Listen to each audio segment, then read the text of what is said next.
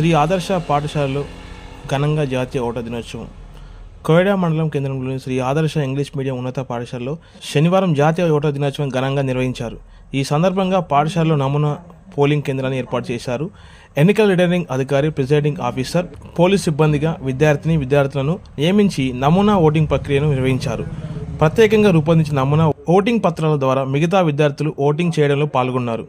విద్యార్థులకు ఎన్నికల నియమాల పట్ల అవగాహన కల్పించడంతో పాటు ప్రజాస్వామ్య పరిరక్షణలో ఓటు ఎంత ముఖ్యమో వివరించారు. విద్యార్థులు పోలీసు దుస్తులు ధరించి ఆకట్టుకోగా మెడికల్ సిబ్బందిగా కూడా మరికొందరు విద్యార్థులు సేవలందించారు.